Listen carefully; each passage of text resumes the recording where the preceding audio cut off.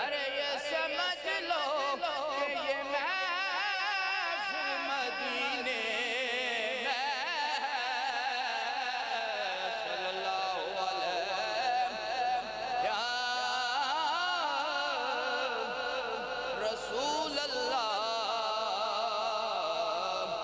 وسلم علیک یا حبیب اللہ ستاروں چھپ جاؤ خورشید منور آنے والا ہے ستاروں چھپ جاؤ خورشید منور آنے والا ہے پہلی قوموں کے پیغمبر آئے اب سب کا پیغمبر آنے والا ہے صلی اللہ علیہ یا رسول اللہ وسلم علیک یا حبیب اللہ آگے سرکار آگے سرکار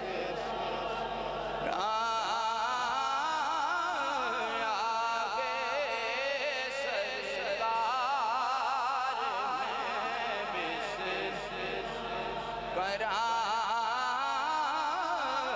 نبیاں دے سردار کرا نبیاں دے سردار گودی وچ لے کے علیمہ نیمی ہو کے آیا جا میرے لال کرا بسم اللہ کرا آگے سرکار بسم اللہ کرا چل بی بی آمنہ دا اوہ چمکیا دنیا لیا آگے سرکار کرا ہوئے نبیاں دے سردار سب و نور اسے دے نوروں یا حیو یا قیوم یا حیو یا قیوم یا حیو ماشاءاللہ ماشاءاللہ الحمدللہ ہم سب کی خوش نصیبی ہے سعادت ہے کہ حضور شہزادہ غوث اعظم حضور سخی سید عاظم لال گیلانی بادشاہ سرکار آپ مہک تشریف فرما ہو چکے ہیں انشاءاللہ خوبصورت انداز میں آج درس قرآن سماعت فرما رہے ہیں حضرات آپ لوگ جتنے بھی تشریف لائے لائیو جہاں یہ پروگرام دیکھا جا رہا ہے آپ جتنے لوگ آئے ہیں ہم سب کو خوش آمدید کہتے ہیں ویلکم کرتے ہیں یہ اللہ رب العالمین نے ہم پہ کرم فرمایا ہے کہ تسلسل کے ساتھ میں برطانیہ میں بیٹھ کے حضور کا درس قرآن سن رہا ہوں آج برطا شریف کے وہاں سگنل کا پرابلم ہے تو میں نے کہا حضور کی بارگاہ میں چلتے ہیں قرآن آپ ہمیں سکھا رہے ہیں پڑھا رہے ہیں اللہ نے موقع عطا فرمایا ہے تو میں تمام خلفائے کرام پہ گزارش کروں گا کہ ہر جمعرات اپنے آسمانوں پہ آپ سب کے پاس موبائل فون موجود ہیں یہ درس قرآن خود بھی سنیں خود بھی سمجھیں پڑھیں اور آنے والی اپنی نسلوں کا مستقبل بھی روشن فرمائیں میں حضور کی خدمت میں گزارش کرتا ہوں کہ آپ خوبصورت درس قرآن ارشاد فرمائیں نعرہ تکبیر نعرہ رسالت نعرہ حیدری نعرہ غوثیہ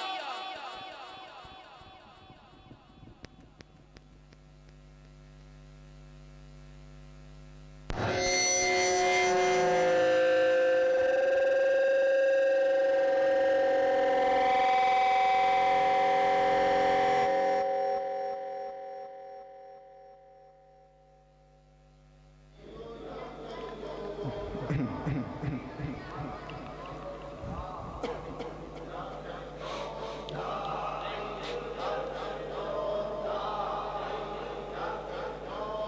إله إلا الله محمد رسول الله صلى الله عليه وسلم. نحمده ونصلي ونسلم على رسوله الكريم.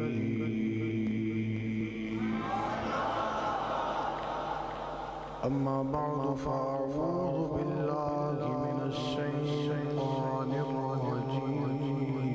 بسم الله الرحمن الرحيم.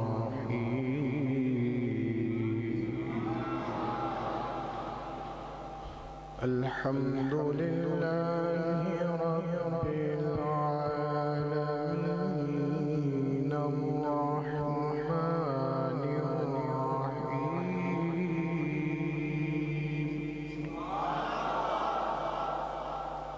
مالك يوم الدين. إياك نعبد وإياك نستعين.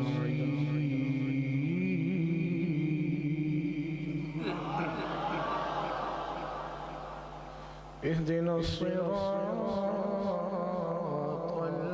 المستقيم صراط الذين أنعمت عليهم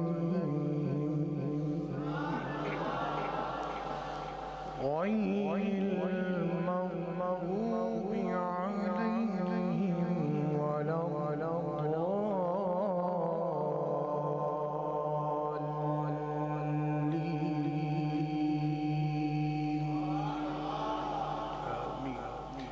آمنت بالله صدق الله ومولانا العظيم وبلغنا رسوله النبي الكريم الأمين.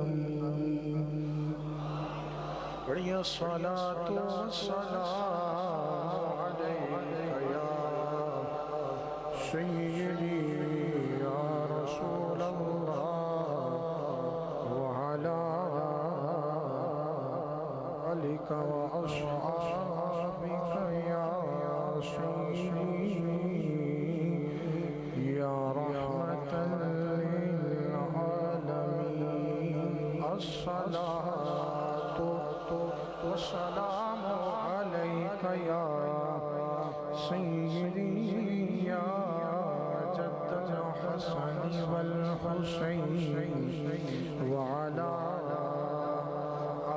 آلك وأصحابك يا سيدي يا إمام القبلتين.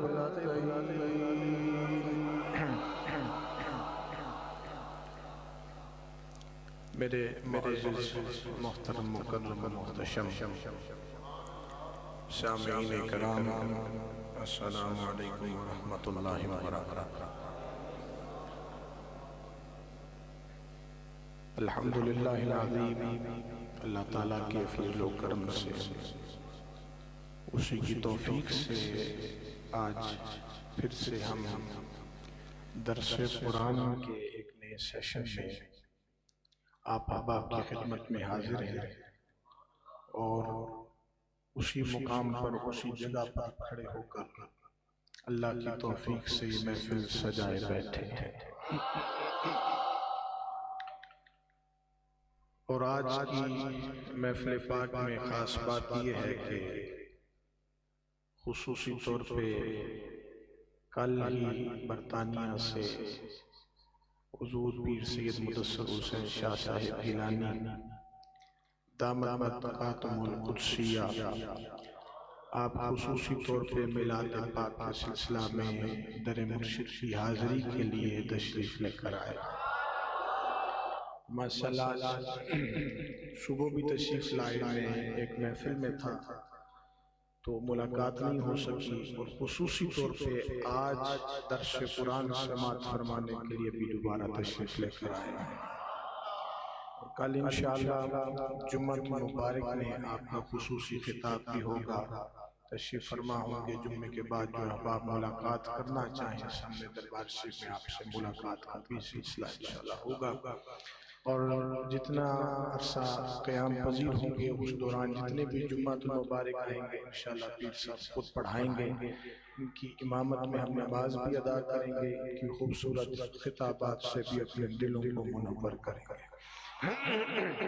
تو پیر صاحب کو بھی خوش آمدید کہتا ہوں، اور آپ جتنے احباب تشریف لائے ہیں اور ہر جمعرات کو آپ تشریف لے کر آتے ہیں، پراپر ایک سیشن کو ساتھ لے کر چل رہے ہیں، اور ماشاءاللہ سماعت فرما رہے ہیں۔ صرف آپ نہیں بلکہ دنیا بھر میں فیس بک کے اوپر یہ دیکھا جا رہا ہے، دنیا بھر فیس بک کے ذریعے یوٹیوب کے ذریعے یہ لائیو دیکھا جا رہا ہے، اور پراپر لوگ اپنے گھروں میں بیٹھ کے ماشاءاللہ اس درس قرآن سے مستفید ہو رہے ہیں۔ ہم نے پچھلی جمعرات کو جو گفتگو کی تھی، آج اسی سے آگے ہم گفتگو کو لے کر چلیں گے، اور وہ پچھلی جمعرات جو گفتگو تھی وہ گفتگو تھی بسم اللہ الرحمن الرحیم پر۔ اس سے پہلے ہم نے اعوذ باللہ من الشیطان الرجیم پر گفتگو کی، پھر بسم اللہ شریف پر گفتگو کی، اس کے خصائص، اس کے فضائل، اس کی شان والا آپ نے سماعت فرمائی۔ روزمرہ کے جو ہماری زندگی میں چیزیں کام آتی ہیں اس سلسلے کو بھی بیان کیا تاکہ ہماری عادات میں چیزیں شامل ہو جائیں کہ جب بھی ہم نیک کام کریں، کسی کام کا آغاز کریں تو آغاز میں کیا پڑھیں؟ بسم اللہ الرحمن الرحیم۔ تو آج باقاعدہ طور پہ اللہ کریم کے فضل سے اور اس کے کرم سے اس خزانے پر گفتگو کرنے لگا ہوں جس کو میں نے نہیں یا آپ نے نہیں بلکہ کریم آقا علیہ السلام نے خزانہ فرمایا ہے۔ کیا فرمایا ہے؟ خزانہ فرمایا ہے۔ اور حضرت علی المرتضیٰ شیر خدا حیدر کرار رضی اللہ تعالی عنہ آپ ارشاد فرماتے ہیں کہ مجھ سے سوال ہوا سورہ فاتحہ کے متعلق، تو میں نے جواب میں یہ کہا کہ میں نے نبی کریم صلی اللہ علیہ وسلم سے سنا ہے، اور بھی بڑی شانیں ہوں گی، لیکن میں نے سنا ہے کہ حضور نے فرمایا کہ سورہ فاتحہ عرش کے نیچے خزانوں میں سے ایک خزانہ ہے۔ وہ خزانہ اس امت کو اللہ نے عطا فرمایا۔ تو جس امت کے پاس عرش کا خزانہ ہو، حضور کے وسیلے سے ہو، حضور کے صدقے سے ہو، تو مجھے بتائیں ان پھر امتیوں کو کسی اور خزانے کی ضرورت ہے؟ یہ سورہ فاتحہ جو ہے یہ خزانہ ہے۔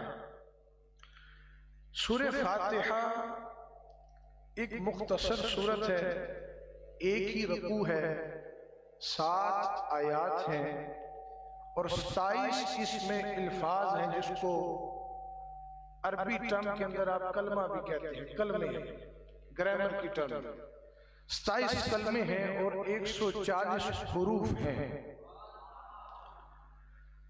اور حضرت ابن عباس رضی اللہ تعالی عنہ ارشاد فرماتے ہیں کہ ایک دن حضور تشریف فرماتے تو حضرت جبریل امین علیہ السلام تشریف فرما ہوئے، حضور کی بارگاہ میں آئے، آ کر سلام عرض کیا اور حضور کے پاس بیٹھ گئے۔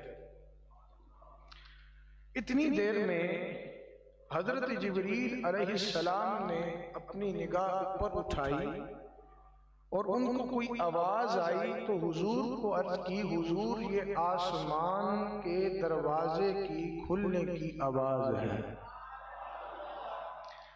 توجہ ہے آپ کی؟ بات سمجھ آ رہی ہے نا؟ حضرت جبریل علیہ السلام، اب اس منظر کو ذرا آپ سوچیں. میں پچھلے 2 جمعراتوں سے آپ کو عرض کر رہا ہوں، قرآن کا یہ خوبصورت معجزہ ہے کہ آپ بات کریں تو منظر نگاری آپ کے دماغ میں ہوتی ہے. ذرا اس کی تصور کریں کہ نوریوں کا بادشاہ میرے آقا کریم کے قدموں میں ہے، حاضر ہیں، بیٹھے ہوئے ہیں. ان کو آواز سنائی دی تو انہوں نے اوپر دیکھا، پر دیکھ کر حضور کی بارگاہ میں عرض کرتے ہیں، حضور آسمان کا دروازہ کھولا گیا ہے، اور آسمان کا یہ وہ دروازہ کھولا گیا ہے جو آج سے پہلے کبھی نہیں کھولا گیا تھا. پھر حضرت جبریل امی علیہ السلام فرماتے ہیں، وہ دیکھ رہے ہیں تو عرض کی حضور کی بارگاہ میں، حضور اب اس دروازے سے ایک فرشتہ آیا ہے، اس دروازے سے ایک فرشتہ آیا ہے، اور وہ فرشتہ ہے جو آج سے پہلے کبھی زمین پر اترا ہی نہیں ہے. دروازہ بھی وہ کھلا جو آج سے پہلے کبھی، فرشتہ اس دروازے سے وہ اترا جو آج سے پہلے کبھی نہیں اترا. تو جب یہ بات ہوئی تو وہ فرشتہ آیا کس بارگاہ میں ہے؟ کہ کملی والے آقا کی بارگاہ میں آیا ہے. حضور کی بارگاہ میں آیا اور آ کر عرض کرتا ہے، سلام عرض کرنے کے بعد، کہ یا رسول اللہ صلی اللہ تعالی علیہ وآلہ وسلم، حضور اللہ تعالیٰ نے آپ کو 2 نوروں کی بشارت عطا فرمائی ہے. آپ کو 2 نوروں کی بشارت عطا فرمائی ہے، اور یہ وہ 2 نور آپ کو عطا کیے جو آپ سے پہلے اللہ نے کسی نبی اور رسول کو عطا نہیں کیے ہیں. اب سنیے وہ 2 نور کیا ہے. میرے کریم نے فرمایا وہ 2 نور کیا ہیں. فرشتہ عرض کرنے لگا، حضور یہ بشارت لے کر آیا ہوں، ان میں سے ایک نور سورہ فاتحہ ہے، ایک نور سورہ فاتحہ ہے، اور دوسرا نور سورۃ البقرہ شریف کی آخری آیات ہے. پھر وہ فرشتہ کہنے لگا، حضور کسی بھی حاجت پر اس سورت کو پڑھنے، موقع کی مناسبت کو دیکھ کر پڑھ لیں اور آخری آیات سورہ بقرہ شریف کی ساتھ ملا لیں تو اللہ ہر حاجت کو پورا فرما دیتا. تو یہ سورہ فاتحہ شریف کی برکت ہے. کیا ہے؟ برکت ہے. اب آگے سنیے گا. یہ تو وہ 2 نور. اب حضور نے ایک حدیث پاک میں حضرت مولا کائنات فرماتے ہیں خزانہ ہے. فرشتہ آ کر کہتا ہے یہ نور ہے، عرش کا خزانہ بھی ہے، اور اللہ نے ہمیں فاتحہ کی شکل میں یہ خوبصورت نور عطا فرمایا. باقی سنیے، سورہ فاتحہ کی بہت ساری خصوصیات ہیں. یہ میں تعارف بیان کر رہا ہوں کہ تفسیر کی طرف بھی چلتے ہیں. سورہ فاتحہ کی بہت ساری خصوصیات ہیں، ان میں سے ایک عرض کر دیتا ہوں. ویسے تو بہت سارے نام بھی ہیں سورت کے، بہت ساری خصوصیات ہیں، لیکن اتنا وقت نہیں ہوتا. وقت کو بھی ملحوظ خاطر رکھنا ہے، اور آج درس قرآن کے فوراً بعد میں نے ایک محفل میں بھی شرکت کرنی ہے. کوشش یہ ہوگی کہ جلد اس کو وائنڈ اپ کیا جائے. ایک دفعہ کہتے ہیں سبحان اللہ. سورہ فاتحہ کی بہت ساری خصوصیات ہیں. ان فضائل و خصوصیات میں سے ایک خصوصیت یہ ہے کہ فاتحہ کے ساتھ ساتھ اس کا نام شفا بھی ہے. شفا بھی ہے. شفا سمجھتے ہیں نا، بیماری سے شفا مل جانا، یہ وہ والی شفا ہے. کسی معاملے میں آپ کو کوئی بھی بیماری درکار ہے، جسمانی ہے، ظاہری ہے، روحانی بیماریاں بھی ہو جاتی ہیں نا، یہ ہر بیماری کا علاج ہے، ہر بیماری کا علاج. ویسے تو سارا قرآن شفا ہے. جیسے سورہ بنی اسرائیل کی آیت نمبر 82 میں اللہ کریم ارشاد فرماتا ہے، او ننزل من القرآن ما هو شفاء ورحمة للمؤمنين.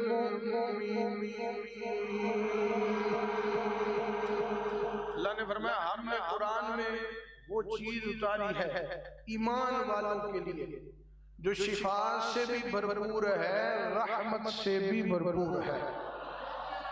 سارا قرآن شفا ہے، لیکن سورہ فاتحہ کو خصوصیت حاصل ہے، چونکہ آیت کے ساتھ جب حدیث مل جائے نا تو پھر بات بہت بڑی ہو جاتی ہے۔ بعد میں جہاں پہ ایک فضیلت ہے وہاں پہ کئی فضیلتیں مل جاتی ہیں۔ تو میرے اور آپ کے کریم آقا نے حدیث پاک میں ارشاد فرمایا، ہِیَ الکتاب وَهِیَ شِفَاءٌ مِّن كُلِّ دَاءٍ۔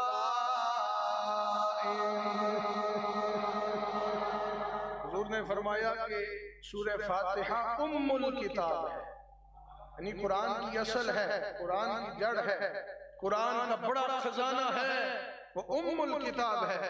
اور اس صورت میں ہر بیماری کی اللہ نے شفا رکھی ہوئی ہے۔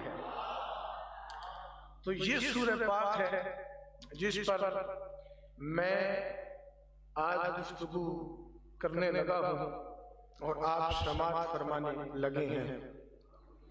ویسے تو اس کی تفسیر کا احاطہ نہیں کیا جا سکتا، اتنی اس کی شان ہے کہ کتابیں بھری ہوئی ہیں، ایک ایک آیت پر جامع گفتگو موجود ہے، تالیفات موجود ہیں، تصانیف موجود ہیں۔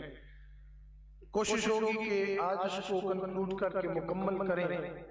ضروری سمجھا تو انشاءاللہ کچھ اس کے احوال اگلی جمعرات کو بھی بیان کریں گے، نہیں تو پھر ہم انشاءاللہ آگے بڑھیں گے۔ ذرا کہہ دیں سبحان اللہ۔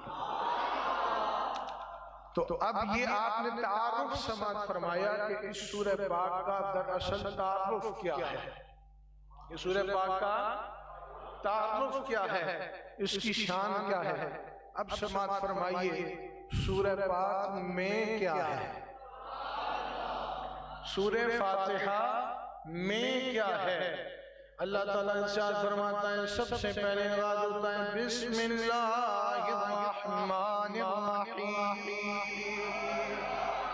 چونکہ آغاز کے آغاز ہے، اللہ تعالیٰ نے فرمایا کہ ہر نیک کام کے آغاز سے پہلے بسم اللہ ضرور پڑھو۔ تو ایک مرتبہ سارے مل کے پڑھنے پھر آغاز کرتے ہیں، بسم اللہ الرحمن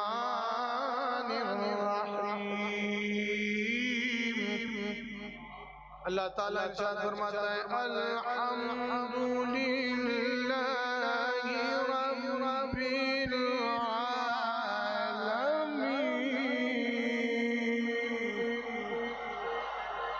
تمام تعریفیں، تمام خوبیاں اللہ کے لیے ہیں جو تمام جہانوں کا مالک ہے۔ الرحمن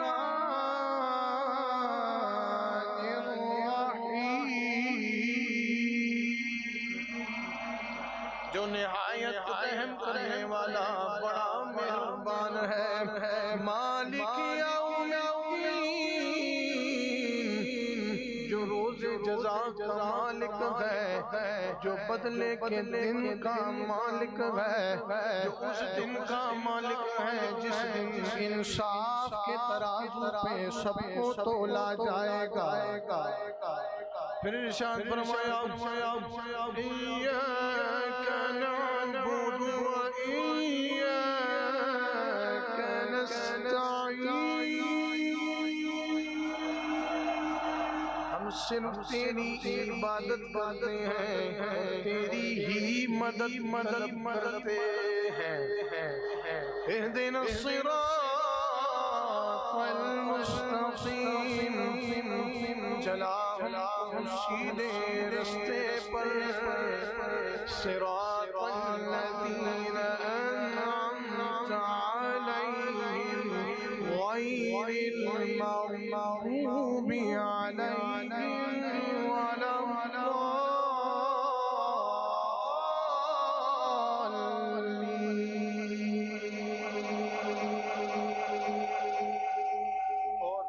لوگوں کے رستے پر جن پر مولا تو نے انعام فرمایا ہے، نہ کہ ان کے جن پر غضب ڈھایا ہے یا جو گمراہ ہو گئے۔ یہ ساری سورہ پاک کی تلاوت کے ساتھ آپ نے ترجمہ سماعت فرمایا۔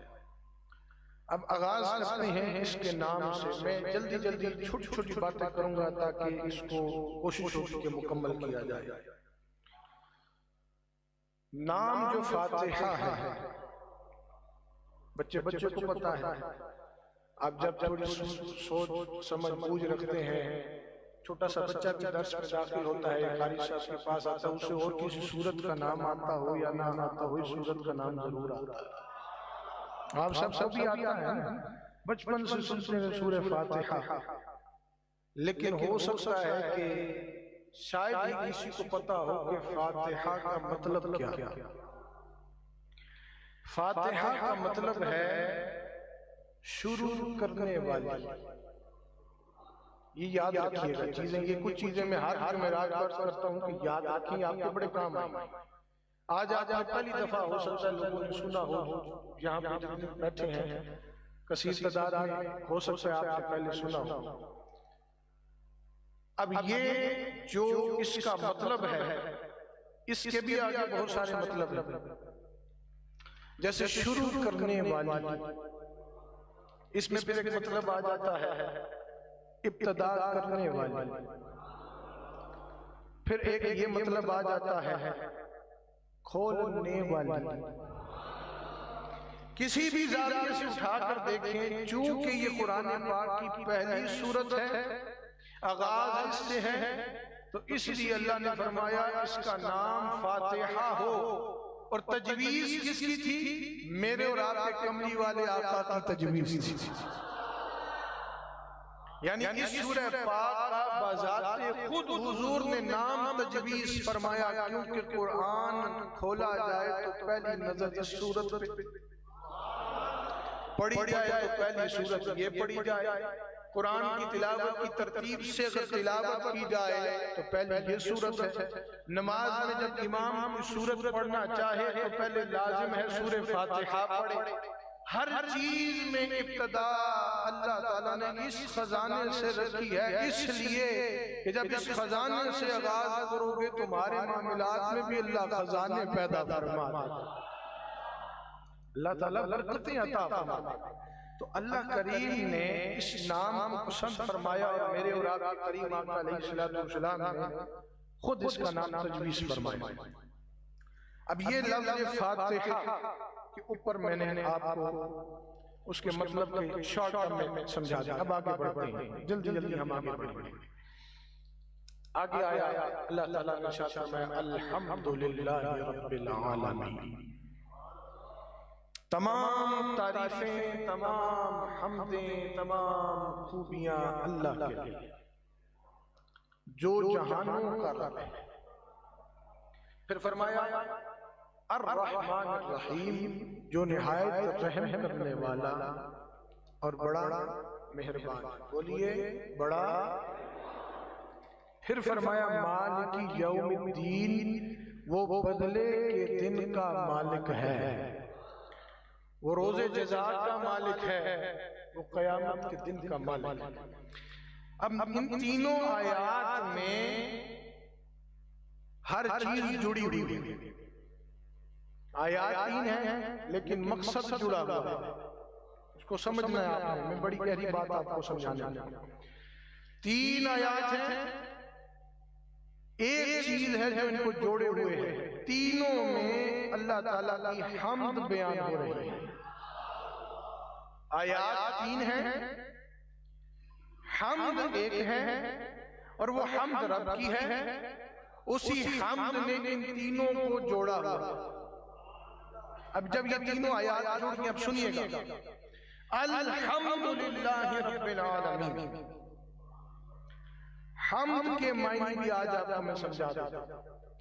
حمد کے معنی ہے کہ کسی کی اختیاری خوبی کو بیان کرنا۔ اختیاری سے مراد کیا ہے؟ ہمارے اختیار میں کچھ بھی نہیں، جس ذات کے اختیار میں سب کچھ ہے وہ فقط ایک ہی ذات ہے۔ کون سی ذات ہے؟ بولیے، اللہ کی ذات۔ فرمایا الحمدللہ رب العالمین، ہم اللہ کی، لفظ اللہ ہی اختیاری خوبی کو ظاہر کرتا ہے کہ یہ کسی دنیا دار کی تعریف نہیں ہو رہی، یہ دنیا کو تخلیق کرنے والے رب کی تعریف ہے۔ سمجھ آئی بات؟ میں نے تین باتیں آپ کو سنائی، تین آیات سنائی، جوڑا ہوا ہے ایک چیز نے، اس ایک چیز میں بھی تین چیزیں ہیں۔ دو باتیں ہو گئی کہ تین آیات سنا دی، ایک مقصد بیان کر دیا، حمد میں جوڑا۔ اب حمد کتنے قسم کی ہے؟ حمد بھی تین قسم کی۔ ایک حمد وہ ہے کہ جو لفظ حمد ہی یوز ہوتا ہے، اس کے معنی کیا ہے؟ کسی کی اختیاری خوبی کو بولی، کسی کی اختیاری خوبی کو للہ رب العالمین، وہ اللہ ہے۔ مجھے بتائیں کوئی اور بھی اللہ ہے؟ کوئی اور بھی معبود ہے سوائے اس کے کوئی معبودیت کے لائق؟ وہی اللہ ہے۔ پھر آگے اس کی اختیاری خوبی کو بیان کیا، رب العالمین، وہ سارے جہانوں کا رب ہے، وہ سارے، یہ اس کا اختیار ہے۔ وہ چاندہ تے اساں سے پیدا ہی نہ کر، نہ دنیا بڑھتی، نہ اساں ہوندے، نہ تساں ہوندے۔ اب اگر ہم ہیں، کوئی پوچھے گا تمہیں کس نے پیدا کیا، آپ کیا کہیں گے؟ دنیا کو کس نے بنایا، آپ کیا کہیں گے؟ کائنات کو کس نے بنایا، آپ کیا کہیں گے؟ چاند سورج ستاروں سیاروں کو کس نے بنایا، آپ کیا کہیں گے؟ نبیوں کو کس نے بنایا، ولیوں کو کس نے بنایا؟ تو فرمایا جو اختیار رکھتا ہے اس کے لیے لفظ حمد استعمال ہوتا ہے۔ ٹھیک ہو گیا؟ اب آگے آ جائیے، یہ ایک چیز ہو گئی، حمد کی ایک چیز ہو گئی، دو چیزیں ہو رہی ہیں۔ اللہ نے فرمایا الرحمن الرحیم، جو نہایت رحم کرنے والا اور بڑا، بولیے بڑا۔ اب یہ وہ حمد ہے جو شکر کے معنی میں آتی ہے، اس کو سمجھیے گا۔ ایک حمد ہو گئی کہ اختیاری خوبی کا بیان کرنا، دوسرا حمد کا ایک جز ہے شکر۔ شکر کے معنی یہ ہے کہ اختیاری خوبی کا اظہار کرنا، حمد کے معنی ہے اختیاری خوبی کا بیان کرنا، شکر کے معنی اختیاری خوبی کا اظہار کرنا۔ اب اظہار کس طرح ہے؟ کوئی آپ سے پوچھ لے آپ جس رب کو مانتے ہیں اس کی صفت کیا ہے، آپ کہیں گے وہ بڑا رحم کرنے والا مہربان ہے، ایسے ہی کہیں گے۔ آپ سے کوئی غیر مسلم پوچھ لے تمہارا رب کون ہے، آپ فوراً کہیں گے الرحمن الرحیم، وہ رحم کرنے والا ہے، وہ بڑا مہربان ہے۔ یہ اس کی اختیاری خوبی کا ہم نے اظہار کیا۔ قرآن بھی اظہار کر رہا ہے، سورہ فاتحہ بھی اظہار کر رہی ہے، تو کہا جب قرآن نے اظہار کیا، قرآن اترا حضور کے قلب پاک پہ، اب جب تم پڑھتے ہو رب کی حمد کے ساتھ ساتھ تمہاری زبان سے رب کا شکر بھی ادا ہو جاتا ہے۔ سمجھ آئی؟ اب تیسری بات، تیسرا ایک ورڈ ہم حمد میں پڑھتے ہیں جو حمد کی شرح میں آتا ہے، وہ ہے مدح۔ کہتے ہیں نا کسی کی مدح کر دے، اور مدح کا مطلب یہ ہے مالک یوم الدین، وہ روز جزا کا مالک ہے۔ مدح اسے کہتے ہیں کہ کسی کی ایسی خوبی کو ظاہر کرنا جو اختیاری ہو یا نہ ہو۔ اب اسی ضمن میں اللہ نے میرے مصطفیٰ کی شان کو بھی آیا۔ اب اس کو دو مطلب سے ہم لیں گے، مالک یوم الدین، وہ بدلے کے دن کا مالک ہے۔ تو اللہ تعالیٰ نے یہ بھی فرمایا کہ خالق میں ہوں اور مالک مصطفیٰ ہے۔ تصرف کائنات کے حضور کا قائم کیا، لیکن وہ بالذات نہیں ہے، وہ ذاتی نہیں ہے، اختیار رب کا ہے، حضور کو اپوائنٹ کر کے حضور کو دے دیا، حضور کو اختیار مل گیا۔ دیا کس نے؟ رب نے۔ اب فرمایا کہ مدح کے وہ معنی ہے کہ کسی کی ایسی خوبی کو بیان کرنا جو کہ اختیاری ہو یا نہ ہو۔ اگر یہاں پہ اللہ کی ذات کے لیے مطلب استعمال کریں گے تو وہ اختیاری میں ہوگا، اور اگر حضور کے لیے استعمال کریں گے تو وہ رب کی عطا میں ہوگا۔ تو معلوم یہ ہوا، علماء فرماتے ہیں کہ مالک یوم الدین سے مراد یہ کہ روز جزا کا مالک تو رب ہے، لیکن اس کی ملکیت کے تحفے جب لینا چاہو گے تو شفاعت وہاں پہ میرے اور آپ کے کریم آقا ہی نے کرنی، شفاعت حضور نے کرنی۔ اب دیکھیں نا، اللہ نے کہیں بھی حضور کو نہیں چھوڑا، تینوں آیات میں حمد باری تعالیٰ ہے، راز میں حضور کی شان کو رکھا، کہا اختیاری بیان کرو گے تو وہ میری حمد ہوگی، اور اختیاری بیان نہیں کرو گے تو وہ میرے مصطفیٰ کی شان ہوگی۔ یہاں تک آپ کو سمجھ آ گیا۔ تو ان تمام تینوں آیات سے الحمدللہ رب العالمین، تمام تعریفیں اللہ کے لیے ہیں جو جہانوں کا رب، الرحمن الرحیم، وہ بڑا وہ نہایت رحم کرنے والا، بڑا مہربان، مالک یوم الدین، روز جزا کا مالک۔ تو ان تینوں آیات میں اللہ نے اپنی حمد کو بیان کیا، لیکن حمد میں صریحتاً حضور کی ذات کو بھی ساتھ رکھا۔ اچھا، پھر مالک یوم الدین، اب اس میں تھوڑا آگے چلتے ہیں۔ یوم عربی میں دن کو کہتے ہیں، یوم کا جو لفظ ہے ہمارے عرف عام میں بھی اب عام لینگویج میں یوم یوز ہو جاتا ہے، لیکن بیسیکلی عربی کا لفظ ہے اور یہ دن کے لیے یوز ہوتا ہے، یہ لفظ دن ہے۔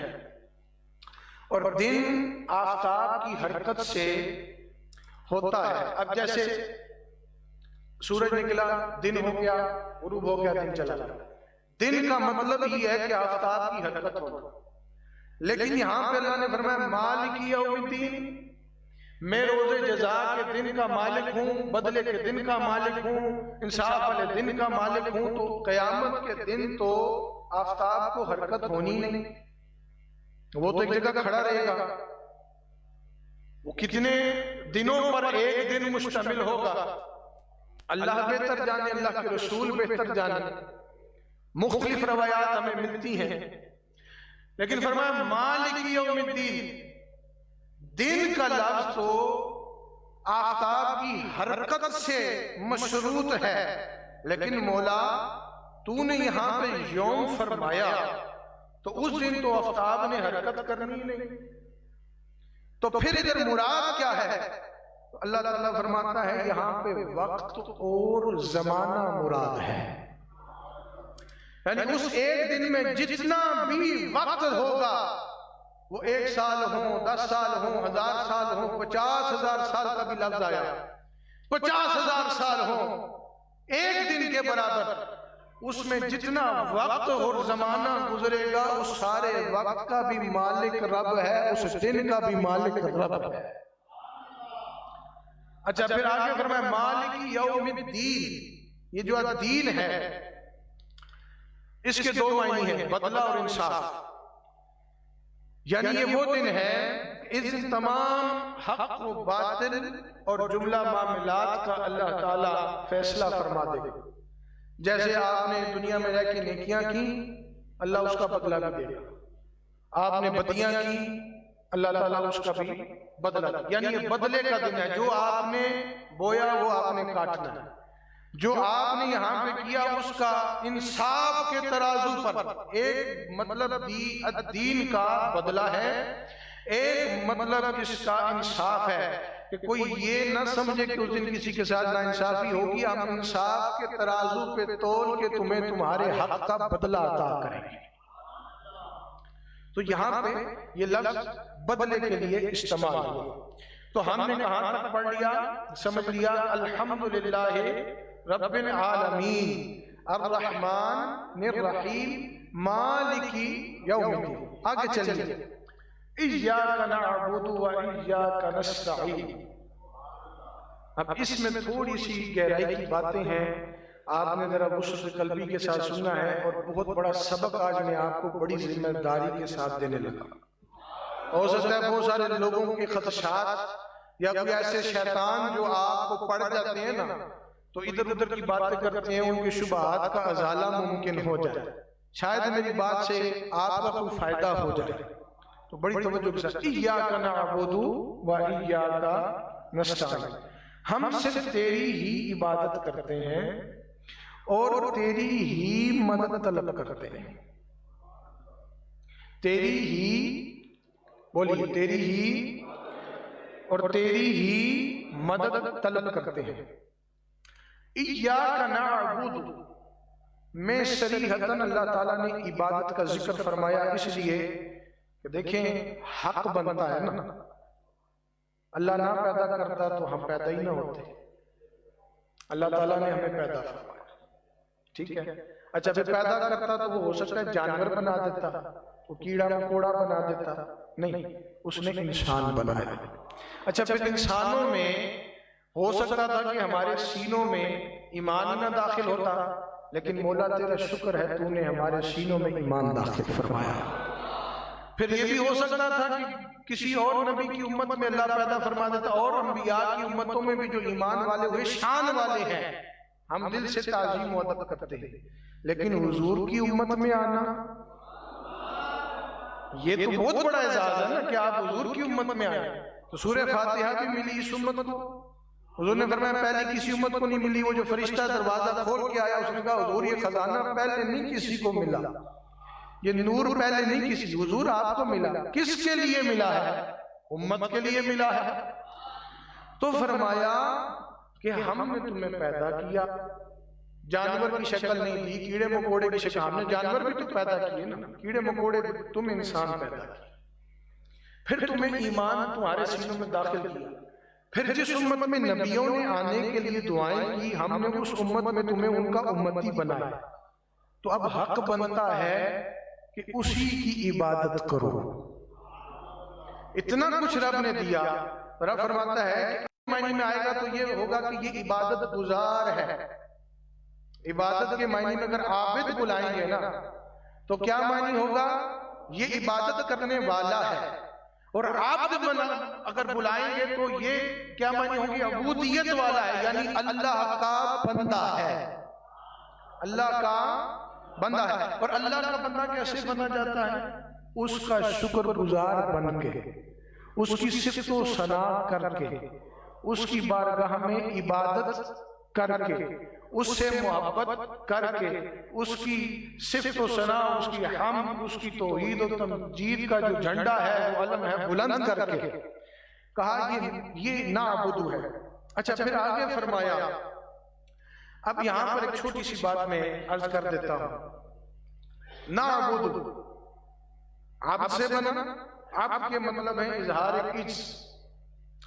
اب میرے اور آپ کے کریم آقا علیہ السلام جب تبلیغ دین فرماتے نا اور اسلام کا پرچار کرتے تو کبھی کبھی حضور کا دل مغموم بھی ہو جاتا، ایسے کافروں کی ایسی باتیں سننے کو ملتی، وہ برا بھلا کہتے اور بڑی بڑی آوازیں اور بڑے بڑے معاملات کرتے، تو حضور کا دل مغموم ہوتا کہ میں ان کو اللہ اس کے رسول کا دین سنا رہا ہوں، بتا رہا ہوں، اللہ کی طرف بلا رہا ہوں، اور یہ تسلیم نہیں کر رہے، الٹا باتیں کرتے ہیں، تو حضور کا دل رنجیدہ ہوتا۔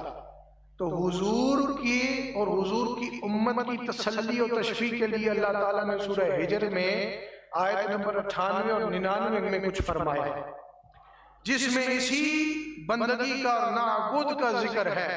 سماعت فرمائے، سورہ ہجر کی آیت نمبر 98 اور 99 ہے۔ اللہ تعالیٰ ارشاد فرماتا ہے فَسَبِّحْ بِحَمْدِ رَبِّكَ وَكُن مِّنَ السَّاجِدِينَ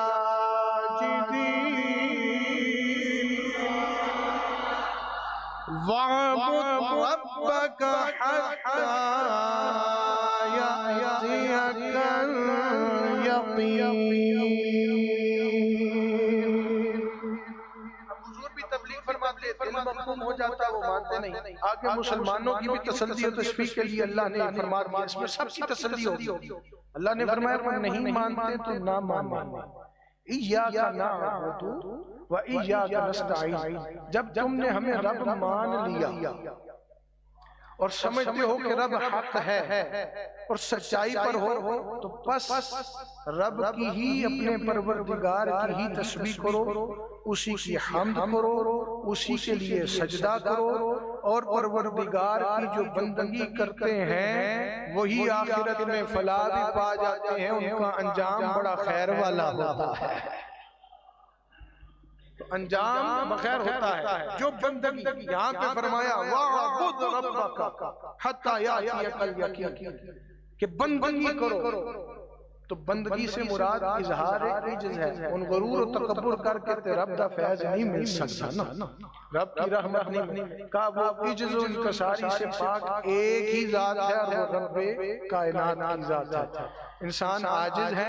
حضور نے بھی معراج کی شب اللہ کی بارگاہ میں یہی تحفہ پیش کیا، یہی تحفہ پیش کیا تھا، اور اللہ تعالیٰ نے خوش ہو کر قبول فرمایا تھا۔ تو ہمیں بھی حضور کی تعلیمات پہ عمل کرنا ہے۔ کوئی برا بھلا کہتا رہنا، ادھر ادھر کی باتیں کرتا رہنا، پریشان۔ آپ ٹھیک ہیں نا، اندر ٹھیک ہیں، اللہ کو مانتے ہیں، نماز پڑھتے ہیں، عبادت کرتے ہیں، بس اس کی بندگی کرو۔ تمہیں اس کو جواب دینا ہے، کسی دنیا دار کو جواب نہیں دینا۔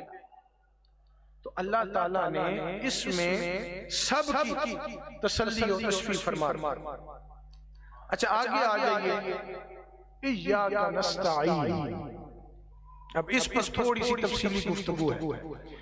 ایاک نعبد و ایاک، ہم تیری ہی مدد طلب کرتے ہیں، ہم تیری ہی مدد اب دو طرح کی ہوتی ہے، ایک بالواسطہ، ایک بلا واسطہ۔ جیسے کہ قرآن کریم میں سورہ مائدہ کے 35 نمبر آیت کریمہ میں اللہ تعالیٰ نے ارشاد فرمایا، یا ایھا الذین، اللہ نے فرمایا اے ایمان والو، اللہ سے ڈرو، اس کی راہ میں وسیلہ تلاش کرو، اور جہاد فی سبیل اللہ کرو تاکہ تم فلاح پا جاؤ۔ اب یہاں پہ تھوڑی سی بات کو اس کو سمجھنا ہے۔ دیکھیں، تیری ہی مدد مانگتے ہیں، اس میں ایک مدد وہ ہے جو بلا واسطہ، جیسے اللہ نے انبیاء کو عطا فرمائی۔ حضرت موسیٰ علیہ السلام نے عصا مارا، عصے میں کمال تھا یا رب کی رحمت میں کمال تھا؟ وہ دریا کھلا، پار ہو گئے، سارے جو گمراہ لوگ تھے وہ غرق ہو گئے۔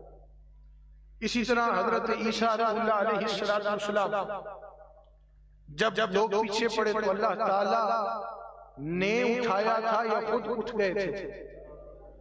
آج بھی ہمارا عقیدہ یہ ہے کہ آپ اپنی حیات پاک کے ساتھ اپنے عروج اور اپنے منصب سے فائز ہیں، وہاں پہ آئیں گے، ایک دن آئیں گے۔ اللہ تعالیٰ ہمیں ان کے یاران میں شامل کرے۔ تو یہ وہ مدد ہے جو بلا واسطہ ہوئی، ایک مدد ہے جو بل واسطہ ہے۔ اور وہ مدد کیا ہے؟ جیسے ماں باپ کے بغیر بچہ پرورش نہیں پا سکتا۔ اب کوئی کہے کہ ماں باپ سر پہ نہیں تو اللہ آ کے پرورش کرے، یہ رب کی شان نہیں۔ فرمایا ہم نے اسباب پیدا کیے ہیں، بچہ دیا، اولاد دی، اب پرورش ماں باپ نے کرنی ہے۔ یہ بالواسطہ فیض مل گیا۔ بیماری ہے، گھر بیٹھے رہے، شفا نہیں مل رہی تو کسی طبیب کے پاس جانا پڑے، یہ بالواسطہ مدد ہے۔ نہیں جائیں گے شفا نہیں ملے گی۔ اب کوئی کہے کہ شفا تو اللہ ہی دیتا، اللہ ہے، اسباب رب نے وسیلوں کے پیدا کیے ہوئے۔ تو فرمایا تجھ سے تیری ہی عبادت کرتے ہیں اور تیری ہی مدد طلب کرتے ہیں۔ تو اس میں ہمیں یہ بات سمجھ آئی کہ ایک مدد وہ ہے جو بلا واسطہ ہے، ایک مدد وہ ہے جو بل واسطہ ہے، اور بل واسطہ میں بھی جو اختیار رب نے کسی کو دیا ہے، جو تصرف رب نے کسی کو عطا کیا ہے، جب اس ذریعے سے آپ مدد مانگتے ہیں تو دراصل در حقیقت وہ رب سے ہی مدد مانگنا ہوتا ہے۔ جیسے انبیاء اکرام علیہ السلام سے مدد مانگنا، اولیاء سے مدد مانگنا، ان سے استعانت چاہنا، یہ دراصل در حقیقت اللہ تعالیٰ سے ہی مدد طلب کرنا ہے۔ گویا کہ وہ رب کی مدد بالذات ہے، ان کی مدد جو ہے وہ بالعرض ہے۔ مقصد یہ بیان کیا کہ اللہ تعالیٰ نے فرمایا تیری ہی مدد کرتے ہیں، ایک آیت ہمیں عطا فرمایا تیری ہی مدد طلب کرتے ہیں۔ جب تیری ہی سے مراد یہ ہے تو اللہ نے فرمایا کہ کچھ مدد ایسی ہے جو میں بلا واسطہ کرتا ہوں، اور کچھ مدد ایسی ہے جو نبیوں کے ذریعے کرواتا ہوں، کچھ امداد تمہاری ایسی ہے جو ولیوں کے ذریعے سے کرواتا ہوں۔ اور پھر لوگ بہت سارے اعتراض کرتے ہیں کہ بھی غیر اللہ سے مدد نہیں مانگنی چاہیے۔ بھی اللہ کے بندوں کی مدد دراصل اللہ تعالیٰ کے فیضان کا ہی تو مظہر ہے۔ آپ نے اگر نبی سے مانگا تو کس سوچ کو رکھ کے مانگا؟ میں نے اور آپ نے تو نبی نہیں بنایا، کس نے بنایا؟ اللہ نے اتھارٹی دی ہے تو ہم مانگ رہے ہیں نا کہ یا رسول اللہ ہم پر کرم فرما دیجئے۔ ایک عام جملہ میں نے بولا ہے، آپ ایسے کہتے ہیں نا حضور کرم کر دیں، حضور عنایت فرما دیں۔ ولیوں کو ولی کس نے بنایا؟ یعنی ولی کا مطلب کیا؟ یہ کس کے دوست ہیں؟ اللہ کے دوست۔ اللہ نے اتھارٹی دی ہے۔ اب جب ان سے مانگا جائے گا تو علماء فرماتے ہیں وہ دراصل رب سے ہی مانگنا ہے۔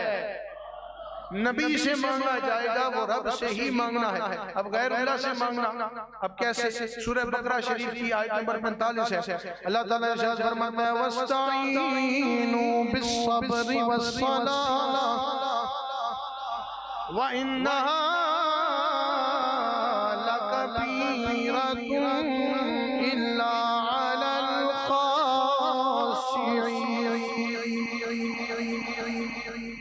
اللہ تعالیٰ نے ارشاد فرمایا مدد حاصل کرو صبر سے، مدد حاصل کرو صبر سے۔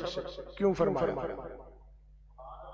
صبر تو غیر اللہ چیز ہے، غیر خدا ہے، لیکن اللہ فرمایا ہم نے ایک صبر ایسی چیز پیدا کی ہے کہ جب تم صبر کرو گے تو تمہاری مشکلات میں آسانی کے لیے یہ صبر تمہاری مدد کرے گا۔ صبر بھی غیر اللہ ہے۔ پھر فرمایا کہ نماز سے مدد مانگو، نماز بڑی اللہ کے لیے جاتی ہے لیکن اللہ نہیں ہے، یہ غیر اللہ ہے۔ تو فرمایا نماز جب پڑھتے ہو تو خشوع خضوع پیدا ہوتا ہے تو اللہ کی رضا کا حصول کا ذریعہ بنتا ہے، ثواب کمانے کا ذریعہ بنتا ہے۔ تو اگر اس کی رضا چاہتے ہو، اس کا ثواب کمانا چاہتے ہو تو نماز کی مدد لو، صبر سے بھی مدد لو، نماز سے بھی مدد لو۔ جیسے سورہ محمد کی آیت نمبر 7 میں اللہ تعالیٰ نے ارشاد فرمایا یا ایھا الذین آمنوا ان تنصروا اللہ ینصرکم ویثبت اقدامکم۔ اللہ تعالیٰ نے اللہ کے دین کی مدد کرو گے تو اللہ تمہاری مدد کرے گا۔ اب رب سب سے بڑا دین بھی اس کا ہے، مولا ہماری مدد کی کیا ضرورت ہے؟ کہ جب بھی کہیں دین کی بات آئے تو اپنے بھائیوں کی مدد کرو، جہاد کی بات ہے جہاد میں شامل ہو، جب تم آپس میں ایک دوسرے کے ساتھ ایک دوسرے کی مدد کرو گے تو اللہ تمہاری بھی مدد۔ تو دراصل یہ اسباب جو اللہ نے پیدا کیے ہیں، نبی ہوں ولی ہوں یا جو اللہ نے وسائل ہمیں عطا فرمائے، ان سے جب آپ مدد لیتے ہیں نا نیک کاموں کے لیے تو یہ دراصل اللہ کی ہی مدد ہوتی ہے۔ جیسے سورہ المائدہ میں آیت نمبر 2 میں اللہ تعالیٰ نے ارشاد فرمایا، چھوٹا سا حصہ اس کا سنا رہا ہوں، وَتَعَاوَنُوا عَلَى الْبِرِّ وَالتَّقْوَىٰ۔ اللہ نے فرمایا مدد کرو ایک دوسرے کی۔ یہاں پر اب یہ فرما سکتا تھا کہ میں ہی تمہاری مدد کروں گا، بہت سارے کام میں ایسے فرمایا ہے، لیکن یہاں پہ یہ بھی فرمایا کہ مدد کرو ایک دوسرے کی۔ بھلائی اور پرہیزگاری کے کاموں میں، یعنی جو نیک کام ہے اس میں کوئی مدد چاہے تو مدد کرو، تو جب تم مدد پالو گے کسی کی یا کرو گے تو یہ اللہ کی ہی طرف سے ہوگا. مدد کرو گے یہ بھی اللہ کی طرف سے، مدد پالو گے یہ بھی اللہ کی طرف سے ہوگا. اور آپ نے اکثر سنا ہوگا کہ صحابہ کی دو جماعتیں تھیں جن میں حضور نے بھائی چارہ قائم فرمایا. کون تھے وہ؟ مہاجرین اور، بولیے مہاجرین اور. اب آپ ساری زندگی یہ سنتے آئے ہیں کہ مہاجرین اور انصار. کبھی آپ نے اس کے مطلب پہ غور کیا کہ اس کا مطلب کیا ہے؟ آج یہ بھی ایک آپ کو نئی بات بتا دیتا ہوں. ہجرت ہوئی، وہاں سے صحابہ مدینہ پاک پہنچے، وہ مہاجرین ہو گئے. جنہوں نے ویلکم کیا وہ انصار ہو گئے. صرف ویلکم نہیں کیا، انہوں نے وہاں سے آنے والے صحابہ کی مدد کی. کیا کی؟ ان کی مدد پر حضور نے ان کا نام انصار رکھا، اور انصار کے معنی ہی مددگار کے ہیں. اگر غیر اللہ سے مدد مانگنا جائز نہ ہوتا تو حضور کبھی انصار کو نام انصار عطا فرماتے نہیں فرماتے. حضور نے فرمایا جب یہ میرے یار مہاجرین مشکل میں تمہارے پاس آئے تم نے مدد کی ہے، جو جاؤ پھر اب قیامت تک تمہیں لوگ انصار کے نام سے جانیں گے. مددگار. اب کوئی کہتے ہیں بھئی ان صحابہ نے صحابہ کی مدد کی تو شرک ہو گیا. شرک کتنے ہو گیا؟ اللہ نے ان کو توفیق دی ہے. ایاک نعبد و ایاک نستعین، تیری ہی مدد مانگتے ہیں. تو وہ جو انصار مدد کر رہے تھے وہ کون سا پاس سے کر رہے تھے؟ اللہ کی توفیق سے کر رہے تھے. تو جب انصار نے مہاجرین کی مدد کی تو گویا وہ مہاجرین کو رب کی مدد مل رہی تھی. کس کی مدد مل رہی تھی؟ تو رب کی مدد مل رہی تھی.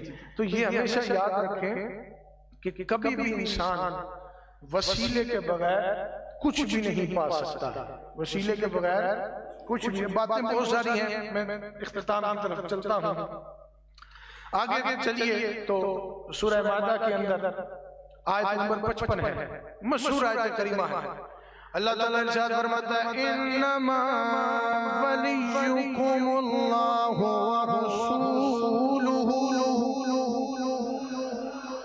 والذین آمنوا الذین یقیمون الصلاة ویؤتون الزکاة وهم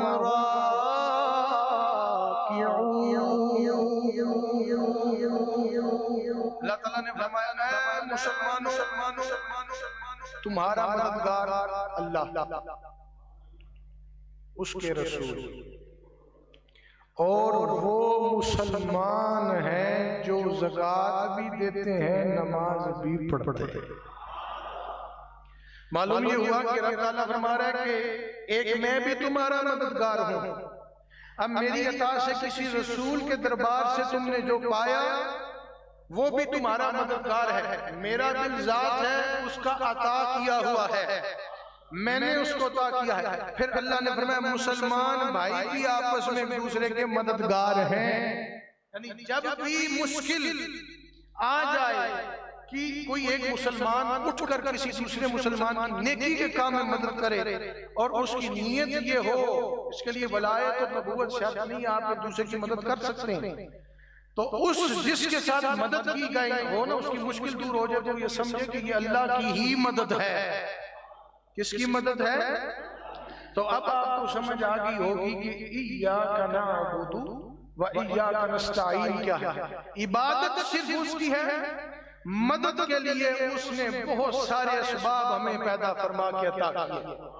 کبھی براہ راست اپنی مدد عطا فرمائی، کبھی کسی نبی کے ذریعے ہمیں فیض عطا فرمایا، کبھی کسی ولی کے ذریعے فیض عطا فرمایا. تو ہم کہاں تک پہنچ گئے؟ الحمدللہ رب العالمین الرحمن الرحیم مالک یوم الدین ایاک نعبد و ایاک. اس میں اور بہت ساری گفتگو تھی لیکن میں سکپ کرتا ہوں. اگر مناسب سمجھا تو انشاءاللہ اگلی جمعرات کو ضرور بیان کروں گا. آگے چلتے ہیں تاکہ ایک دو آیات رہ گئی ہیں تو سورہ پاک مکمل کر لیتے ہیں. کہہ دیں ذرا سبحان اللہ. اچھا اہدنا الصراط المستقیم، ہدایت دے، ہدایت کے تین معنی بیسک، راستہ دکھانا، راستے پر چلانا، اور منزل مقصود پر پہنچانا۔ یہ چیز یاد رکھیے گا، یہ اسی مدد سے آگے جڑی بات ہے جو پیچھے مدد میں نے عرض کی کہ مدد صرف یہ نہیں کہ اللہ براہ راست کرے، مدد یہ ہے کہ وہ نبی کے ذریعے بھی عطا کرتا، وہ ولی کے ذریعے بھی عطا کرتا۔ تو جب وہ عطا کرتے ہیں تو گویا وہ ان کا ذاتی تو کچھ نہیں ہے، اللہ نے ان کو عطا کیا ہے تو مدد مل جاتی ہے۔ اب یہاں پہ فرمایا اہدنا الصراط المستقیم، ہدایت دے، کیا؟ اور ہدایت کے تین معنی ہیں، راستہ دکھانا، چلانا، منزل مقصود تک پہنچانا۔ یہ یاد رکھیے گا۔ اب تینوں معنوں میں اہدنا الصراط المستقیم آتا ہے۔ جنہوں نے دیکھا نہیں وہ جب دعا کریں گے اہدنا الصراط المستقیم، تو اس کا مطلب یہ ہوگا کہ مولا ہمیں اپنا راستہ دکھا دے۔ جنہوں نے دیکھا ہوا ہے وہ جب وہ دعا کریں گے اہدنا الصراط المستقیم، تو اس کا مطلب یہ ہوگا مولا دیکھا ہوا ہے ہمیں چلنے کی توفیق عطا فرما۔ تیسرا مطلب منزل مقصود تک پہنچانے کا ہے۔ میں سمجھتا ہوں ہم اس کیٹیگری میں آتے ہیں، جب ہم یہ دعا کریں گے تو ہم پڑھیں گے اہدنا الصراط المستقیم، مولا دیکھا بھی ہوا ہے چل بھی رہے ہیں، اس چلنے کے صدقے ہمیں منزل مقصود عطا کر دے۔ تقیہ بھی ہویا تے چلنے بھی پیا، یہ نسبت جوڑی ہوئی ہے نا، چل رہے ہیں نا، دیکھا بھی ہے، چل بھی رہے ہیں۔ اب ان کے ذریعے کہیں ڈمر ڈول نہ ہو جائے، مولا ان کے ذریعے سے بس منزل تک پہنچا دے۔ تو ہمارے حصے میں دعا کیا آئی کہ مولا دیکھا ہوا ہے، جنہ نہیں تکیا وہ دعا کرسن مولا دکھا دے، جنہ تکیا وہ دعا کرسن مولا چلا دے، جنہ تکیا بھی چل بھی رہے ہیں وہ پھر کے دعا کرسن مولا انہی کے قدموں کے ساتھ جڑے رہیں، ان نسبتوں کا پاس رکھیں، اور انہی کے ذریعے مولا اپنے محبوب کی قربت بھی عطا کر دے، اپنی رضا بھی ہمارے سینوں میں داخل۔ یہ اہدنا الصراط المستقیم، اہدنا ہدایت۔ تو اچھا آگے آ گیا اہدنا الصراط، صراط کہتے ہیں راستے کو، کس کو؟ تُسا بھی اپنے اپنے کراں چ نکلی کہ رستہ اپنایا نا، اڑ کے تے نہیں آیا، ماشاءاللہ اڑ کے تو پیر صاحب تشریف لائے ہیں جہاز میں، وہ بھی ایک سبب ہے نا، ایسے تو نہیں آ سکتے تھے، ایک جہاز پہ بیٹھے ٹکٹ کرائی، وسیلہ اپنایا، پہنچے مرشد کی بارگاہ میں، آج بیٹھے ہوئے ہیں۔ آپ بھی کہیں دور دراز سے ماشاءاللہ لاہور سے بھی ساتھی آئے ہیں، وہ بھی ساتھی بھی پہنچے ہیں، ہمارے اہل محلہ یہ پیارے ماشاءاللہ ہمارے مسجد کے نمازی تشریف فرما ہے، مریدین بیٹھے تھے۔ راستہ صراط سرد سے بنا ہے، اور سرد کے معنی ہے نگل لینا۔ کیا؟ راستہ مسافر کو اپنے اندر ایسے نگل لیتا ہے جیسے کھانے والا لقمے کو نگلتا ہے۔ راستہ بڑا ہوتا ہے یا آپ بڑے ہوتے ہیں؟ راستہ بڑا ہوتا ہے، وہ تو حضور کی شان بکری تھی نا کہ حضور نے یہاں سے وہاں پر ایک لمحے میں سفر فرمایا، ان کے لیے تو اس چیز کی قید ہی نہیں نا، اتنے قید اساں واسطے نا، اساں تے وسیلے پڑھانے، سب تو بڑا وسیلہ ہی حضور دی ذات۔ وہ تو حضور ایک لمحے میں وہ معراج کی شب کہاں تک پہنچے، اور جہاں تک حضور پہنچے وہاں تک کوئی پہنچ ہی نہیں سکتا۔ تو مقصد یہ ہے کہ آپ راستے پر جب چلتے ہیں تو راستہ آپ کو اپنے اندر سمو لیتا ہے، کیا کر لیتا ہے؟ سمو لیتا، اپنے اندر لے لیتا ہے، ایسے جیسے کھانے والا لقمے کو۔ آگے فرمایا المستقیم، اہدنا الصراط بولیے اہدنا الصراط المستقیم۔ اب مستقیم صراط کا معنی کیا ہوا؟ اور مستقیم کا معنی ہوا سیدھا راستہ۔ یہ وہاں پر استعمال کیا جائے گا جہاں پہ سیدھے راستے کا ذکر آئے گا۔ ٹیڑھا راستہ کبھی انسان کو منزل مقصود تک نہیں پہنچے۔ آج آپ جہاں جہاں سے سفر کر کے ہیں، دور سے جو احباب آئے ہیں، اگر آپ کہیں دائیں بائیں ہو جاتے تو ابھی اس محفل میں شریک ہو سکتے تھے نہیں۔ آپ اتنی دور سے سفر، آپ کو پتہ ہے ہم نے ایک راستے پر چلنا ہے، ادھر سے ادھر ہو گئے یا ٹیڑھے راستے پہ چلیں گے پھر منزل نہیں کا ایسا راستہ جو سیدھا ہو۔ اور یہاں پہ اہدنا الصراط المستقیم سے مراد وہ راستہ ہے جو سیدھا رب کی ذات تک پہنچاتے، اس کو صراط مستقیم کہتے ہیں۔ اچھا پھر آگے چلیے، آگے فرمایا صراط الذین انعمت علیہم، ان لوگوں کا راستہ جن پر اللہ نے انعام فرمایا۔ انہیں سے ایک غلطی پتہ چل گئی کہ سیدھے راستے کی پہچان یہ ہے کہ ان پر اللہ کے نیک بندے چلا کرتے ہیں۔ سیدھا راستہ بتا دیا، چلا ہم کو سیدھے راستے پر، دکھا مولا، پہنچا ہمیں سیدھے راستے پر۔ پھر آگے فرمایا پہچان یہ ہے کہ ان لوگوں کا راستہ جن پر انعام فرمایا، یعنی کہ نیک لوگ جس راستے پر چلتے ہیں ان کا راستہ۔ نعمت کی بھی بڑی اقسام ہے، ایک تو یہ ہوگی نا عام نعمت دنیا ہوگی، جس میں آپ کے روزمرہ کے معاملات ہیں، آپ کو پیسہ دولت سب کچھ ملا، زندگی جان صحت ہر چیز ملی، یہ نعمت دنیا میں انکلوڈڈ ہے۔ ایک لغت میں نعمت کا معنی ہے نرمی، کیا معنی ہے؟ نرمی۔ اور اصطلاح میں نعمت کا معنی ہے لذت و سرور، کیا؟ یعنی ایسی نعمت جب آپ کو ملے، آپ کو راحت مل جائے، اس کو نعمت کہتے ہیں۔ جیسے بہت پیاس لگی ہوئی ہے، بہت زیادہ، پانی کہیں سے نہیں مل رہا، کوئی اچانک ٹھنڈا پیالہ لا کے پانی کا دے دے اور آپ اس سے سیراب ہو جائیں تو آپ کو لذت آئے گی یا نہیں آئے گی؟ بہت بھوک لگی ہوئی ہے، کھانے کو کچھ نہیں، کہیں سے کھانا مل جائے، ایک چھوٹی سی مثال دی، آپ کو لذت آئے گی؟ آئے گی۔ تو فرمایا ایسی نعمت جس سے لذت و سرور حاصل ہو۔ تو جب نعمت کا ذکر ہوا تو اللہ نے فرمایا سورہ ضحیٰ کے اندر 11 نمبر آیت کریمہ، اللہ تعالیٰ ارشاد فرماتا ہے وَأَمَّا بِنِعْمَةِ رَبِّكَ فَحَدِّثْ۔ اللہ تعالیٰ نے فرمایا وَأَمَّا بِنِعْمَةِ رَبِّكَ فَحَدِّثْ، اور اپنے رب کی نعمت کا چرچا کرو۔ یہاں پہ جملہ جمع کا نہیں ہے، یہ واحد کا صیغہ ہے۔ مولا نعمتیں بہت ساری ہیں، آنکھیں کی نعمت ہے، زبان کی نعمت ہے، یہ سب کچھ نعمت ہے، تیری اتنی نعمتیں ہیں، لیکن یہاں میں تو نے فرمایا نعمتوں کا ذکر نہ کرو، نعمتوں کا چرچا نہ کرو، بلکہ نعمت کا چرچا کرو۔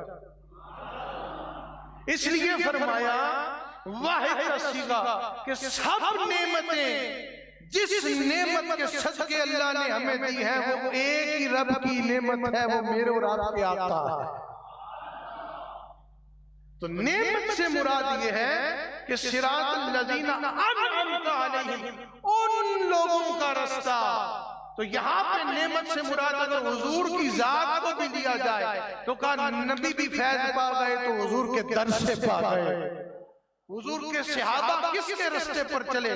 کہا حضور کے رستے پر چلے۔ صحابہ کے رستے پر آگے چلنے والے تابعین ہو گئے، تابعین کے رستے پر چلنے والے تبع تابعین ہو گئے۔ وہ سلسلہ آج 1450 سال تک جاری ہے۔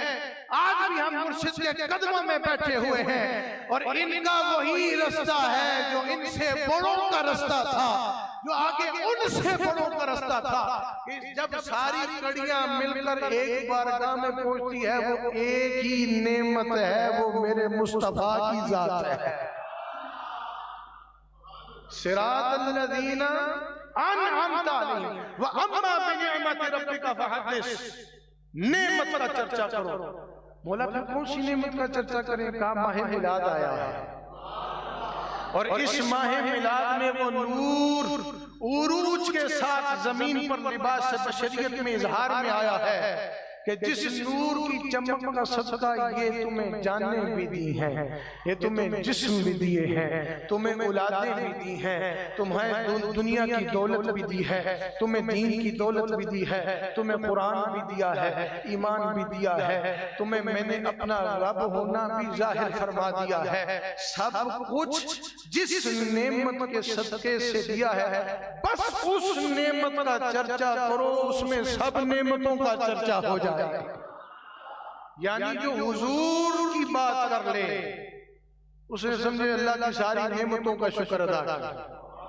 نہیں، حضور کی تعریف کرنا گویا رب کی تعریف کرنا، اور حضور کو نعمت سمجھ کے چرچا کر۔ چرچے سے مراد کیا ہے؟ میلاد آیا، خوب محافل میلاد سجاؤ، جلوس نکالو، سرکار کے میلاد کی خوشیاں مناؤ، یہ چرچا ہو رہا ہے۔ اور یہ اس نعمت کا چرچا ہے کہ جہاں پہ رب نے واحد کا صیغہ استعمال کر کے فرمایا نعمتیں نہیں، بس ایک نعمت، ایک نعمت، اس کا بس چرچا کرو۔ تو عزیزان من، بات کو اختتام کی طرف لے کر چلتے ہیں۔ صراط الذین انعمت علیہم، ان لوگوں کا رستہ جن پر تو نے انعام، نعمت سے مشتق ہے۔ نعمت کے معنی میں نے آپ کو بتایا، نعمت دنیا میں سب چیزیں ہیں۔ نعمت کا ایک معنی نرمی بھی ہے، اور ایک ایسی نعمت اصطلاح میں نعمت وہاں استعمال کی جس چیز کے ملنے پر آپ کو لذت حاصل ہو، سرور آئے، قلبی سکون آئے۔ تو جب حضور کی ولادت اس دنیا میں ہوئی تو کائنات کو بھی سکون آیا، کائنات والوں کو بھی سکون آیا۔ سب سے بڑی راحت قلبی کا سبب جو اللہ نے دنیا میں پیدا کیا وہ میرے اور آپ کے نبی پاک صلی اللہ علیہ وسلم کی ذات مبارکہ ہے۔ اچھا، پھر آگے فرمایا سورہ نساء کی آیت نمبر 69 ہے، اللہ تعالیٰ ارشاد فرماتا ہے اولئک مع الذین انعم اللہ علیہم من النبیین والصدیقین والشہداء والصالحین۔ جہاں پہ انعام یافتہ لوگوں کا ذکر فرمایا، اللہ نے فرمایا وہ نبی ہیں، وہ صدیقین ہیں، وہ شہداء ہیں، وہ صالحین ہیں، یہ انعام یافتہ ہیں۔ اب ان سے جب جڑو گے تو ان کی تعریف گویا رب کی تعریف، ان سے مدد مانگنا گویا رب سے مدد مانگنا۔ اتنی بات سمجھانا چاہتا ہوں۔ آگے اللہ تعالیٰ نے ارشاد فرمایا غیر المغضوب علیہم ولا الضالین،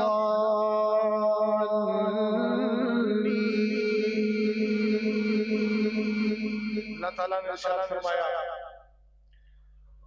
کہ ان لوگوں کا رستہ جن پر انعام فرمایا، مولا نہ کہ ان لوگوں کا جن پر تیرا غضب جو گمراہ ہو۔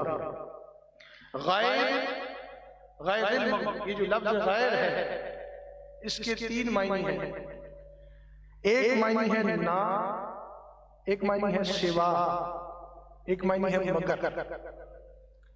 تو اللہ تعالیٰ نے فرمایا کہ جب مجھ سے مانگو تو انعام یافتہ لوگوں کا انعام مانگو، ان کا رستہ مانگو، اور جنہوں نے گمراہی کی اور ان کی مثالیں ہم نے کھول کے قرآن پاک میں رکھی ہیں، ان لوگوں کے اوپر جو عذاب کیا ہے اس عذاب سے، ان گمراہ لوگوں سے پناہ مانگو، شیطانی حملوں سے پناہ مانگو۔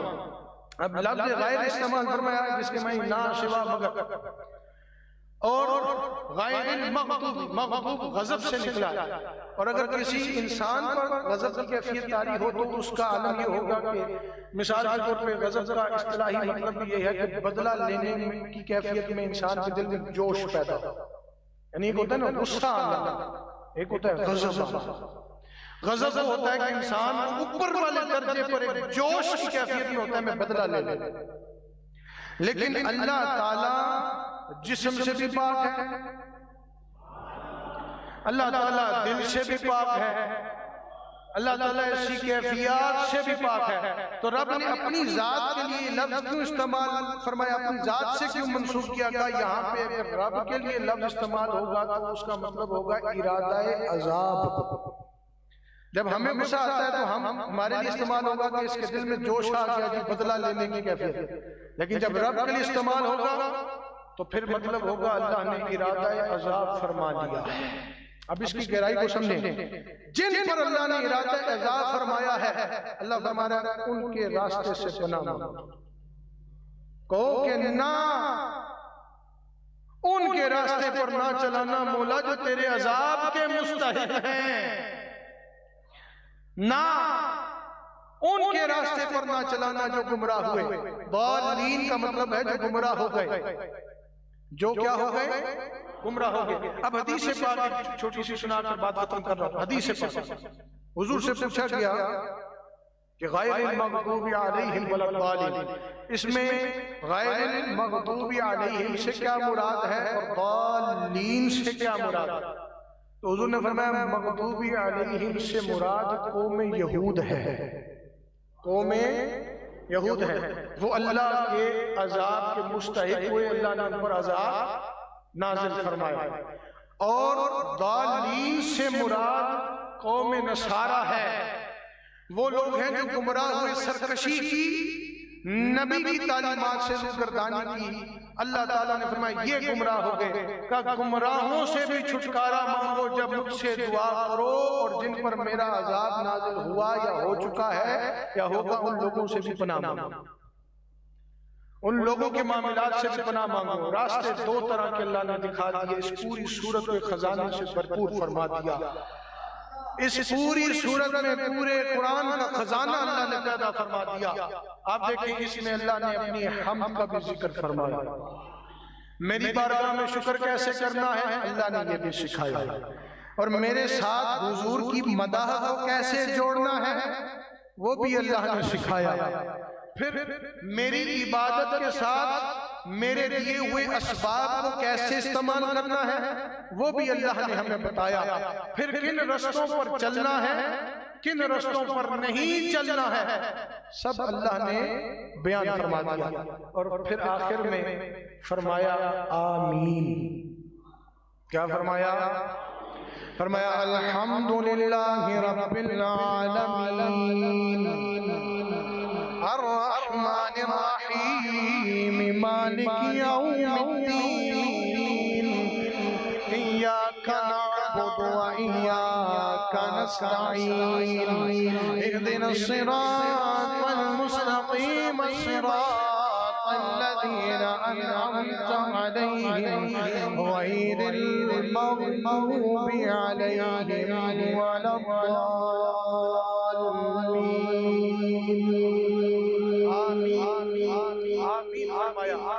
یہ قرآن پاک کی آیت نہیں ہے، حضور کی سنت ہے۔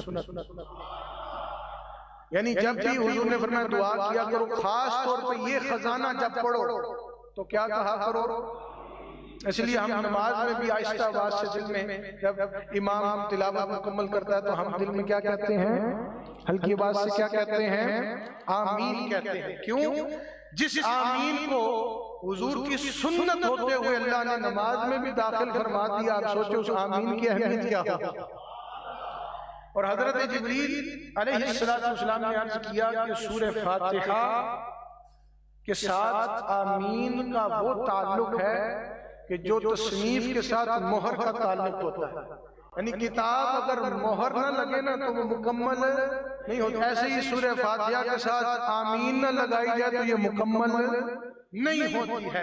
اور حضرت وہاب رضی اللہ تعالیٰ عنہ فرماتے ہیں کہ آمین کے 4 حروف ہیں، اور جو صدق دل سے آمین بولتا ہے، ضروری نہیں سورہ فاتحہ کے ساتھ بولے، ویسے بھی کوئی دعا کر کے آپ جب آمین بولتے ہیں تو اللہ تعالیٰ اس بندے کے لیے 4 فرشتے مقرر کرتا ہے جو اس بندے کے لیے دعائیں مغفرت کرتے رہتے ہیں۔ 4 حروف کے بدلے. تو میرے سنگیوں، ساتھیوں، دوستوں، یہ سورہ فاتحہ شریف کا خزانہ، اس میں بہت ساری ایسی باتیں ہیں جو بیان کرنے سے قاصر رہا ہوں وقت کی دقت کی وجہ سے. کوشش کروں گا کہ اگلی جمعرات کو کچھ اس کے فضائل، نہیں تو انشاءاللہ ہم آگے سورۃ البقرہ شریف کی طرف بڑھیں گے. اللہ تعالیٰ کو حضور دعا ہے اللہ تعالیٰ میری اور آپ کی حاضری قبول فرمائے. اور یہ جو سورہ فاتحہ ہے نا، ایک جملے میں تمام باتوں کو انکلوڈ کر کے ختم کر رہا ہوں. ساری تعریفیں اللہ کی ہیں. کسی نے ولی دی تعریف کی تھی نا، اس رب دی تعریف کی تھی. کسی نبی دی تعریف کی تھی، اس نے رب کی عطا ہے نا، رب نے دیا ہے. تو اگر کوئی ظاہری طور پہ تمام تعریفیں دنیا اور آخرت کی کرتا رہے، یعنی یہاں کی بھی وہاں کی بھی، ماضی میں کی ہیں، اب کر رہا ہے، جب تک زندگی ہے کرے گا، تو رب کی ذات کے لیے خاص کرے تب بھی ٹھیک ہے. اور جب رب کی مخلوق کی کرے تو گویا وہ بھی رب کی تعریفوں میں شامل ہوگا. وہ خواہ کر چکا ہے یا ماضی میں. مثال کے طور پہ کیسے؟ دیکھیں، ہر صاحب کمال کو کمال دینے والا اللہ ہے. ہر صاحب جمال کو جمال دینے والا اللہ ہے. ان کے وجود کو کمال بخشنے والا اللہ ہے. اگر حاکم عادل ہو نا تو اس میں یہ صفت عدل پیدا کس نے کی ہے؟ تو اگر کسی نے حاکم کی تعریف کر دی تو اس میں جو صفت عدل کی وجہ سے کی تو وہ پیدا کرنے والا رب ہے. اگر کسی نے طبیب کی تعریف کر دی، اس کے ہاتھ میں شفا ہے، تو اس کو حاذق بنانے والا کون ہے؟ اللہ ہے. تو اگر کسی نے اس کی صفت بیان کر دی تو گویا اس کو عطا رب نے کیا ہے. ایسے ہی کسی نے نبی کی نبوت کے چرچے کر دیے تو گویا اس نے رب کی رحمت کے چرچے کیے ہیں. اور ولی کی ولایت کے چرچے کر دیے تو گویا اس نے رب کی عطا کے چرچے کیے ہیں. تو جتنی بھی تعریفیں ہیں وہ سب اللہ کی ہیں، لیکن اس کے انداز مختلف ہیں، اس کے انداز مختلف ہیں. تو اللہ تعالیٰ کا حضور دعا ہے اللہ تعالیٰ میری اور آپ سب کی حاضری کو آج کی حاضری کو اپنی بارگاہ میں قبول فرمائے. میں نے اپنی پوری کوشش کی ہے کہ اس خوبصورت خزانے کو کنکلوڈ کر کے مختصر سے وقت میں، یہ وقت بھی اس کے لیے بہت تھوڑا ہے، اس کے لیے کتابیں بھی بھری پڑی ہوئی ہیں، لیکن چند چیدہ آسان الفاظ میں باتیں آپ تک پہنچائی ہیں. اس خزانے کو اپنائیں، یہ عرش کے خزانوں میں سے ایک خزانہ ہے. اللہ تعالیٰ اس سے ہم سب کو فیض یاب ہونے کی توفیق عطا فرمائے. آمین. بسم اللہ الرحمن الرحیم. الحمدللہ رب العالمین والعاقبۃ للمتقین، والصلاۃ والسلام علی اشرف الانبیاء والمرسلین. اللہم صل علی سیدنا مولانا محمد وعلی آل سیدنا مولانا محمد وبارک وسلم علیہ. مولا کریم، آج سورہ فاتحہ شریف کے متعلق درس و تفسیر کا ہم نے ذکر کیا، سماعت فرمایا. مولا جیسے یہ ابتدا ہے، یہ کھولنے والی ہے، یہ شروع کرنے والی ہے، مولا ہمارے لیے بھی اپنے قرب و رضا کے راستوں کو کھول دے. مولا کریم اس سورہ فاتحہ کے تو خیر، مولا کریم ہمیں اپنے غیب کے خزانے عطا فرما دے. ہمارے دل کو اپنے قرب سے اور حضور کے اوپر کامل ایمان رکھنے والے دلوں کو مولا عروج و بلندی و ترقی اور برکت عطا فرما دے.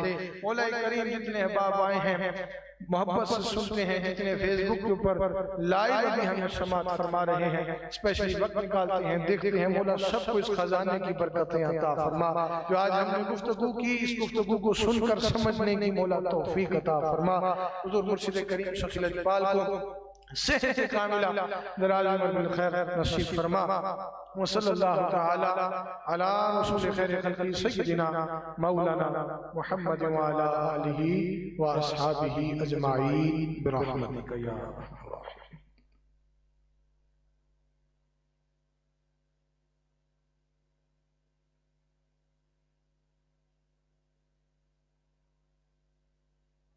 حی یا قیوم یا حی یا قیوم یا حی یا قیوم یا حی یا قیوم یا حی یا قیوم یا حی یا قیوم یا حی یا قیوم یا حی یا قیوم یا حی یا قیوم یا حی یا قیوم یا حی یا قیوم یا